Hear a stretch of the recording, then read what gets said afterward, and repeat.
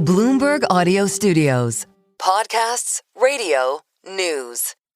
Governor, thank you so much for speaking to Bloomberg. So you had the decisive vote. How close was it? Was it like 50-50 or 20-80? Well, for me, if we go back to August, these sort of two risks that we're balancing, that inflation might be more persistent, is obviously above target at the moment, and that it might be more persistent and it doesn't come down, although that's our central view, against the fact that we see evidence of the economy softening. Now, in August, I would say I was concerned more on the upside risk, but I think the news that we've had subsequent to that has left me in a more balanced position, so that was very much my view. But as I've said a number of times, we do need to see more evidence, because so far we've had one inflation number that's come in, under what we thought, which is obviously good. We need to see some more. So what would sway you actually for December? And when you say that it was balanced, does it mean that one extra data point would have made you want to cut? By December, we'll actually have two, because we have 2 months worth of data between now and our December decision. So we'll have two sets of inflation numbers, two sets of labour market numbers, two sets of most other numbers as well. So that will be important. Governor, you've said that the terminal rate is uncertain, even though we're now closer to where the market thinks it is. Yeah. So when do you know when we've reached it? Well, in one sense, of course, logically, wherever it is, we must be closer to it. If it's below where policy rate is now, which I think it is. I'm afraid I'm in the school where the uncertainty around exactly where it is very substantial. All the estimates of it put a very big band of uncertainty around it. So I tend to look more at in any given point in time, what are the monetary conditions that we're experiencing, and do they suggest? Now, I think the conditions at the moment suggest that policy remains restrictive. We've passed peak restriction, I think, but that's not surprising. We've been cutting rates, and no surprise there. That's what we intended. But I think it remains restrictive for the moment. But could you reach it and not know it? Well, again, we'll have to look. What we will discern is through the conditions that we see in the economy. We have a number of ways of looking at the monetary transmission mechanism, and that's how we will do it. Governor, you've also said that decisions become closer calls as we near the end of the easing cycle. Does that mean that we could have bigger pauses in between cuts than we currently have?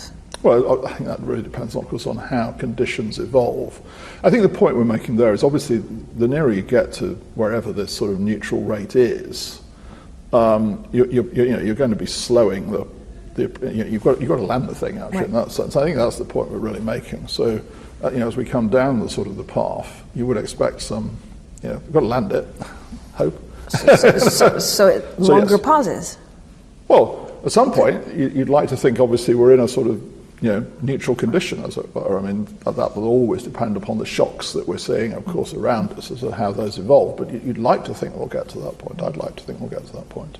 Governor, I know the BOE doesn't assume anything about the budget, and of course you take fiscal policy as read when it's set out in the budget. But as Governor, what would you like to see most in terms of broad fiscal impulse from the Chancellor? Oh, well, I'm going to wait for the Chancellor to announce it on the 26th of this month.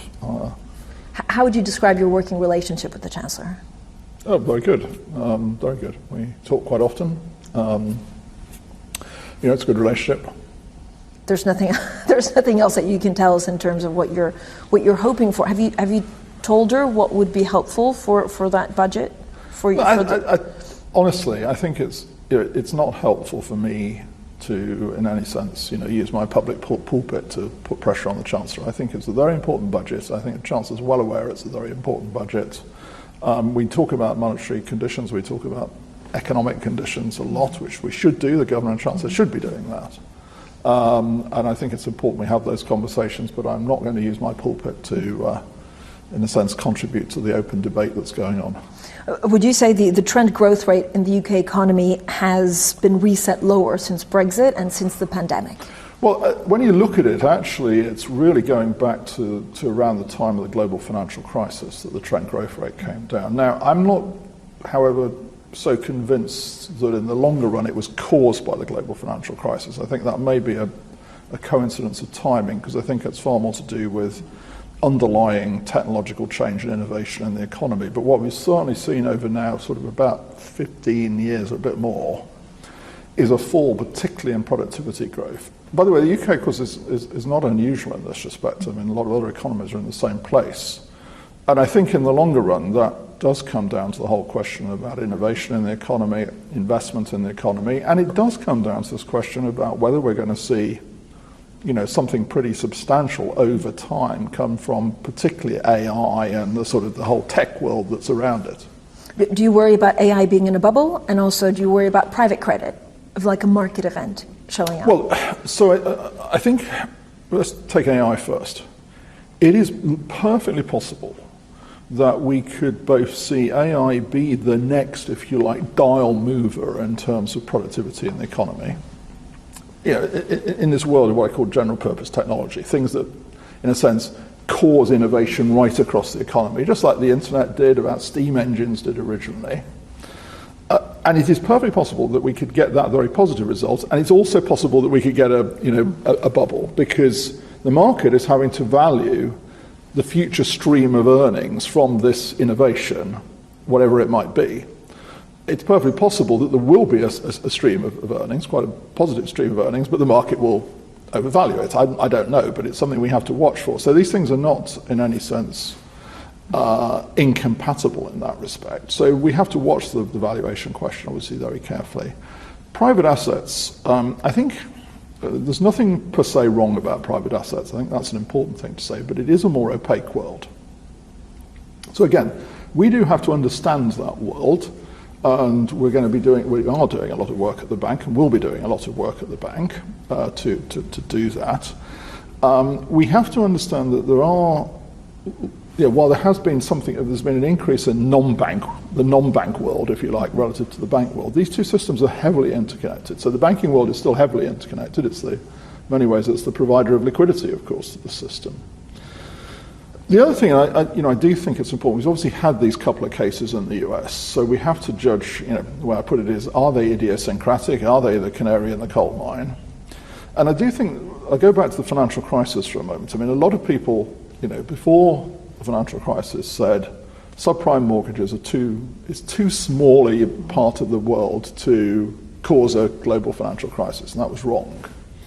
It's also the case that you can look back now and say, well, with the benefit of actually hindsight, the default rate in the US mortgage market wasn't as big as people sort of feared it would be. But in the meantime, we had a global financial crisis, and of course a lot of that is to do with confidence, and of course opacity, is something that can be difficult and dangerous in terms of confidence. So again, I think it's important that we make sure that enough light is cast on this world that people can remain confident about it. Governor, just a quick final question. Nigel Farage told us, speaking about you, that this is a quote, he's had a good run, we might find someone new. What do you say to that? Well, I made a commitment to serve out my whole term. That's what I intend to do, and there's no desire to change. It was a very cordial meeting we had. You may have seen the letter that I wrote following the letter that Richard Tice wrote to me. I wrote quite a long letter back explaining particularly these two issues, QT and interest on reserves. There are some differences of view, but we had a very cordial meeting. I intend to serve out my full term as governor.